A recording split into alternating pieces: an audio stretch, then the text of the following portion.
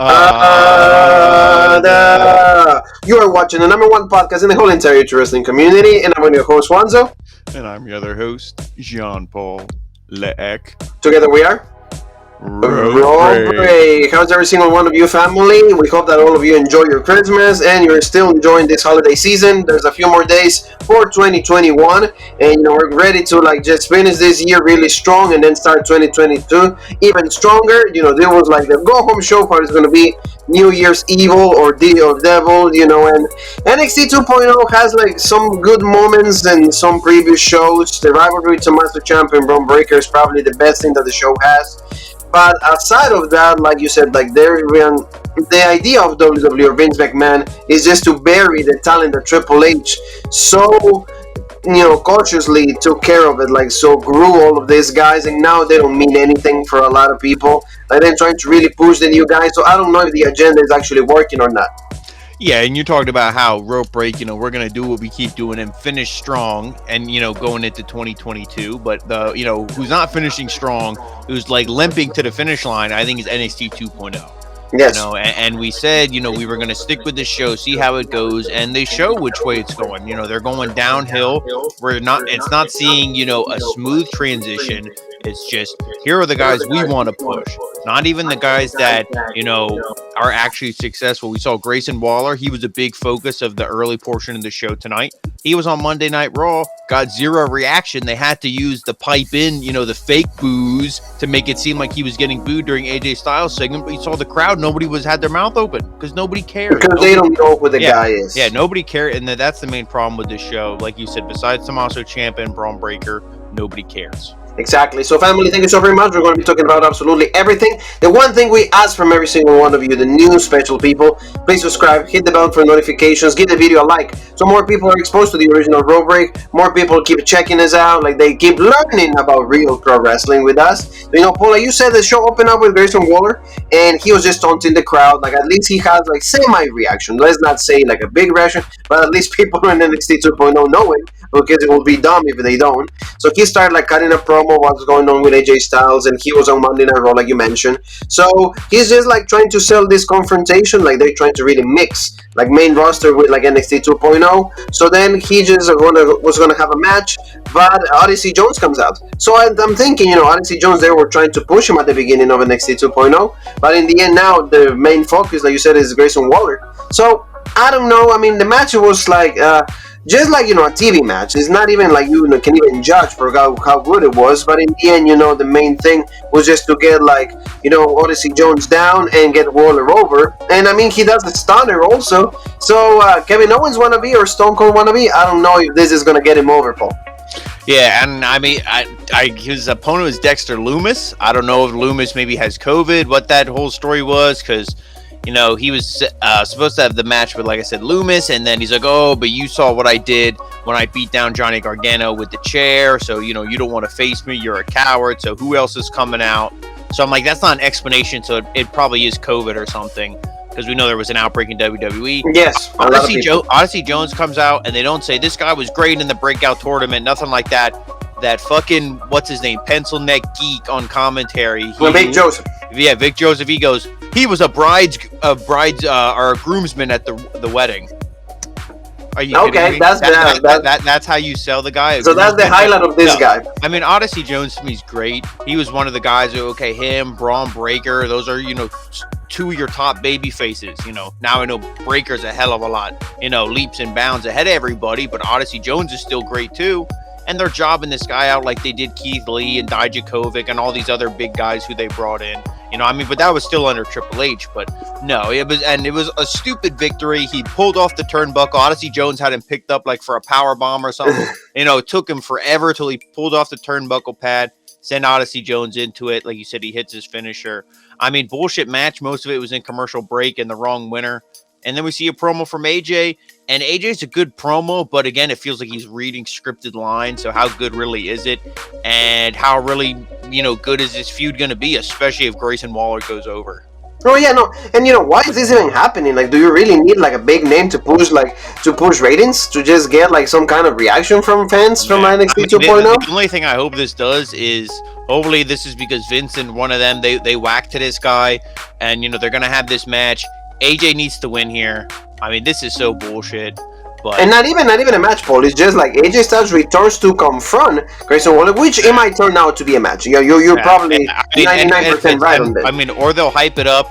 Maybe something on Monday Night Raw. But I mean, if it's gonna get Grayson Waller on Monday Night Raw, we don't cover that show, so I'm fine with that. Get him on. Oh my yeah, TV. no, like I mean the experiment at some point is gonna fail pretty soon, and when they do, they're just gonna drop like every single thing. I'm not saying he can't ever get over, and he can't ever be a guy like The Miz who we eventually come to maybe appreciate. We understand he has a role, he has a place, but I mean, right now, no. Not really. And also, like the one thing is like it took the Miz for how long to get to that level. Like to get to that like understanding of the crowd, play the psychology, how like he can get a reaction and everything. It took years, tag teaming and then becoming heel, failure as a babyface and all of that. So let's move on to like Mandy Rose, because he was like she actually gets these girls like in the main event, because he was talking to Cora Jade, Raquel Gonzalez, and then we see Io Shirai and also Katie Day, but they're like, oh well, whoever like wins the title here, we're next. And Mandy says, why don't we just make this bigger as the main event? And he's like, let's have a tag team match here, and whoever like team that wins, it will be my rivals at like New Year's Evil in the triple threat. So like you said, this was to me in paper look good. I'm thinking, okay, this is gonna be a great match, and hopefully like Io Shirai and Kaylee Ray get the win, because maybe Raquel and Cora, they're not like that ready, or maybe the match will suffer with them. But what we're going to talk about in the main event, maybe that wasn't the case. So I don't know why you even do this, Everything sticks out like a sore thumb on this brand. Everybody who Triple H brought in, or who isn't essentially under the age of 24 years old, is going to get jobbed out. They're going to lose, and that's just the way it is. So it don't matter. Whoever Cora Jade's partner was, she was going over. I'm not saying they're going to put the belt on her at New Year's Evil. Spoiler alert, her team won in the main event.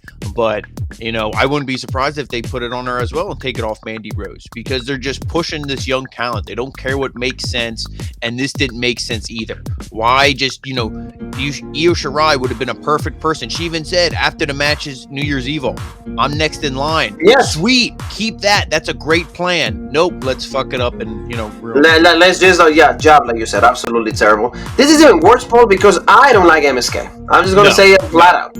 They're like the worst tag team in NXT. They're not over. They're annoying. They could be good wrestlers, but like they're like the version that we saw on Impact. They have levels of like Orange Cassidy, Best Friends, Matt Hardy, like that whole like level. That's the kind of heat they have with me. They're that bad. I mean, exactly.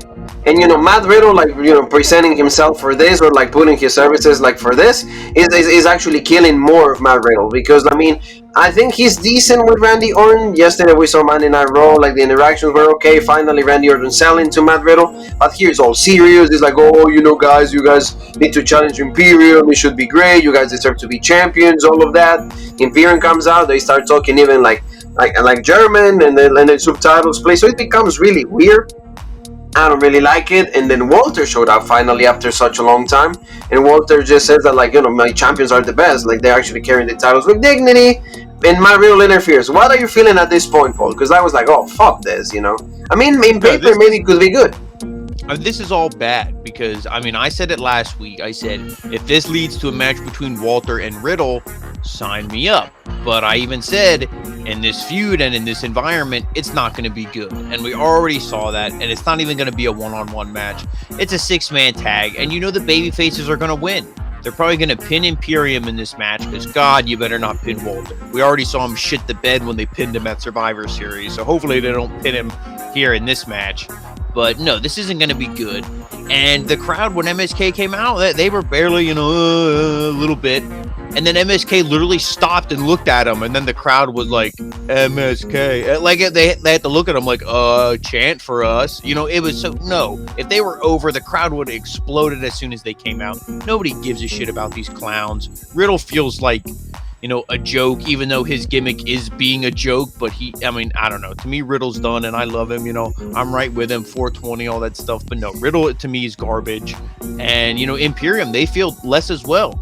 You watch this segment with this promo Walter cut, and then listen to him cut a promo is standing in the ring across from Ilya Dragunov. Completely different tone and everything. No, this isn't good. It's not good, and this is like why this show is suffering, because everything that like made him great, it doesn't do it anymore. Like, they completely switch the focus of it. They switch the way that they present everybody. They switch everything, and it's not really sinking, and it's not really resonating with the crowds, at least for us. So like, I don't know what we could say about it. Let's go with like Harlan, because he was supposed to have a match with Brian Kendrick. Remember what he did last week, because Paul did this show last week. Great review from him. And once we get to the point to the match, Brian Kendrick doesn't show up. So like, he was either injured, maybe COVID, like Paul said, or maybe just had to switch plans. And Andre chasers up. When he comes out, I want to just change the channel, because this is just terrible. A guy that looks like a person that just came out of jail, we like a college student going at it. Can they ever wear in-ring attire? Can they ever be serious about it? No. Harlan won really quickly, and on top of that, he stole one of Andrew Chase's students and stuff like that. I was like, okay, he may really wanna. And this is the same. Not sorry to cut you off, but it's the same thing. Another COVID outbreak, like they said. WWE backstage was in shambles, and not that Brian Kendrick, I thought, if they would have maybe gave these guys some time, he probably would have took this kid to a decent match. But we saw this. This sucks. Again, look at him. He looks like a Batman villain. Can he get some proper wrestling attire? Yes. He can dress like that for the promos and the vignettes, but when he has a match, let him dress like a wrestler. Especially Andre Chase, too. That's why, again, this show feels like a joke. How can you even, you texted it to me, and it was the perfect thing. It's a mockery.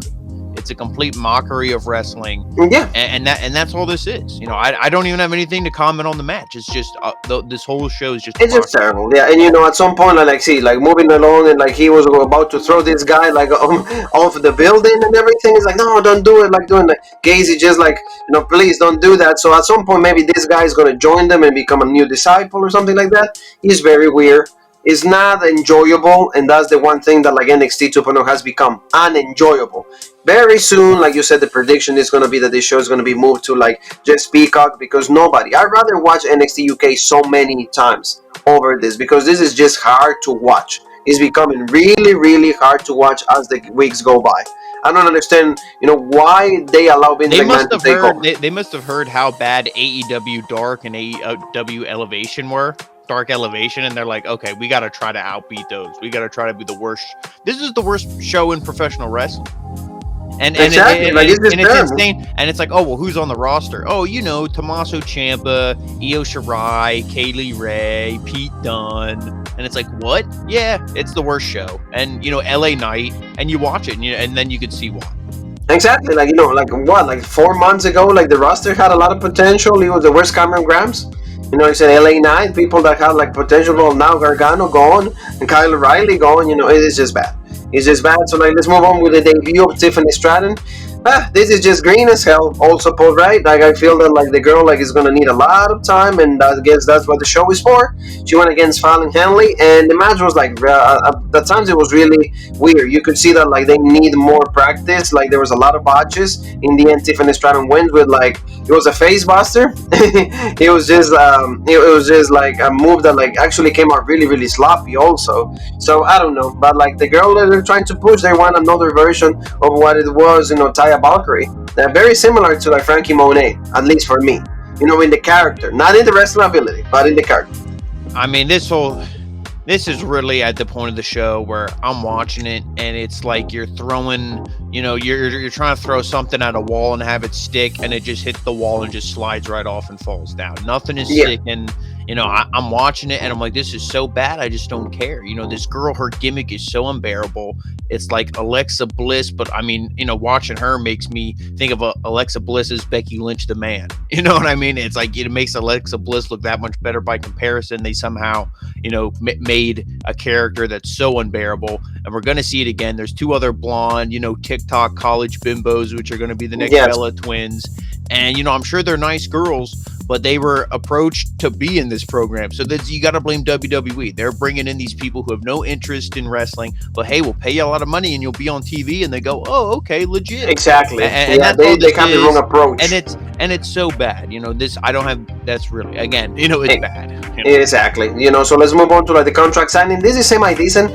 The reason probably to like merge or like unify both titles is just because, again, like they lost all the faith in the Cruiserweight Championship. They don't have anybody that can go for that title unless it was Kushida. And maybe they want, Roderick Strong is also probably wants to join Kyle O'Reilly, Adam Cole, and Bobby Fish and go and, reform the Undisputed Era. But like at least this felt serious, for the 5-7 minutes that was like this promo. Felt serious. Malcolm Bivens did a good job selling, translating, making it seem, like a little different with the language that was used by Trick Williams and also by Carmelo Hayes. It was decent, and then Roderick Strong promising that he's going to win. They're going to come out as champions at the end of New Year's Eve, so that was good. And Carmelo Hayes is just probably the only guy that like takes it a bit serious. I feel like he has a little bit of potential. Not the greatest wrestler yet, but at least he is embracing the character like he should. But like, in this kind of things, Paul, somebody has to go through the table, and it was Trick Williams. The brothers right there cook him up like double chokeslam, and we're going to see this at, New Year's Eve. So what do you think?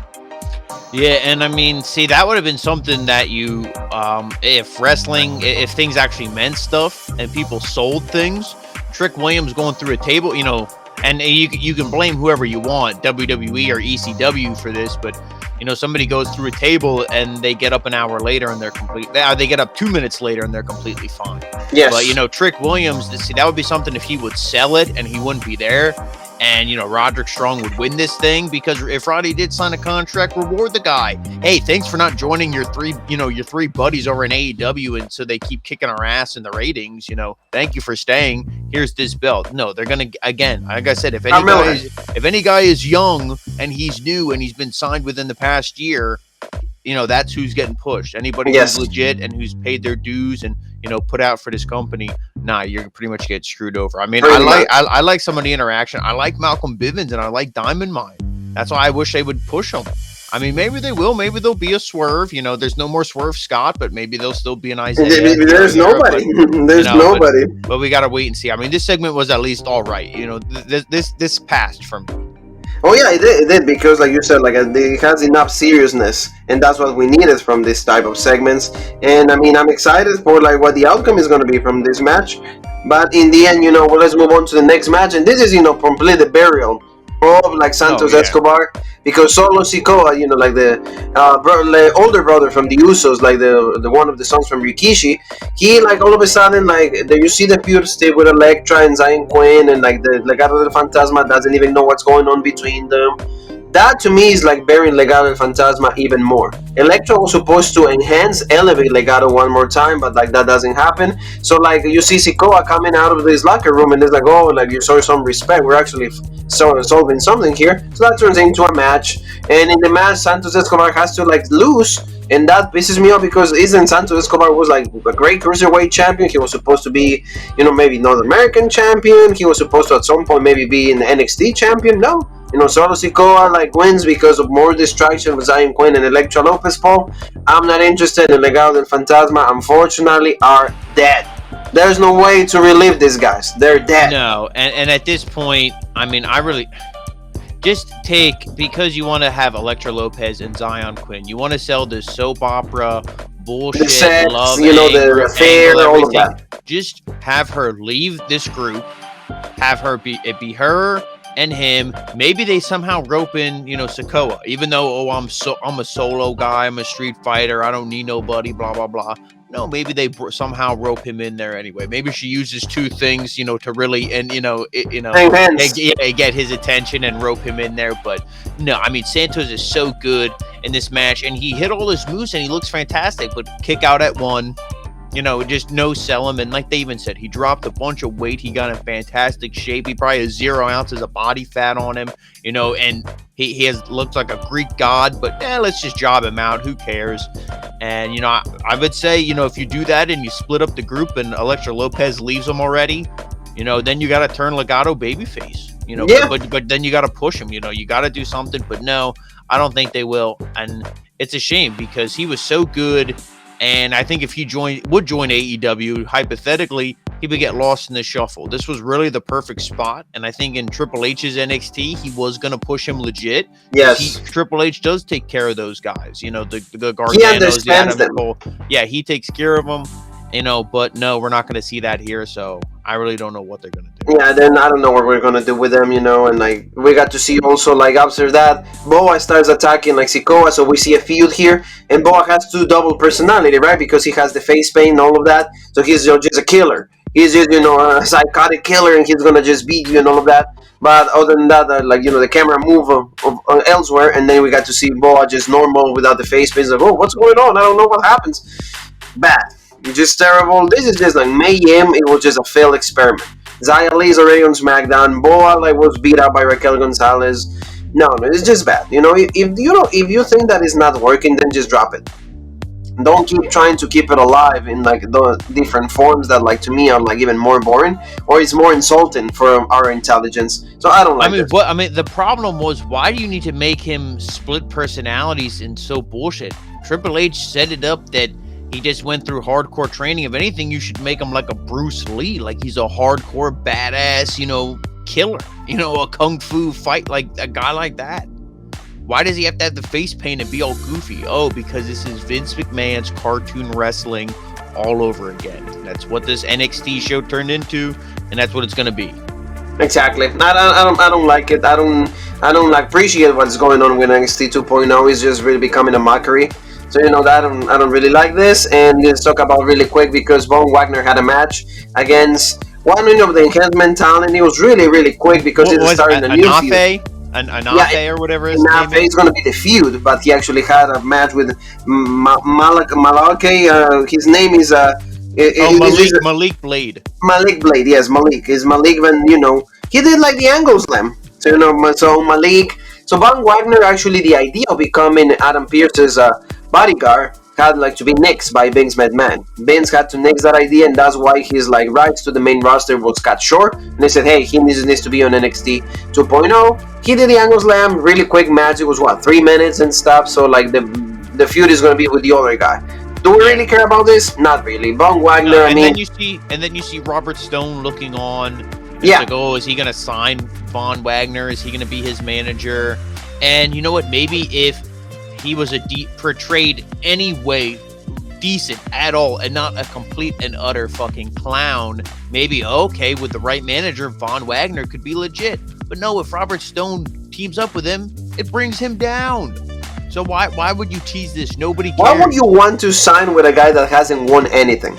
The only way to make that, and now, I mean, this would be awful, and I know he wouldn't do it, but the only way, you know, the only manager to be watching him on a TV to make him feel legit would be Heyman. Yes, exactly. Everybody else, it makes it feel like, oh, okay, you know. Exactly. So we also had a problem like Tony D'Angelo with like Pete Dunne, because you did the show when he like broke like the hand. They're gonna have probably another match again. You know, that's the same thing. The rookie who is nobody cares about and has a bullshit gimmick of a cartoon is gonna beat Pete Dunne.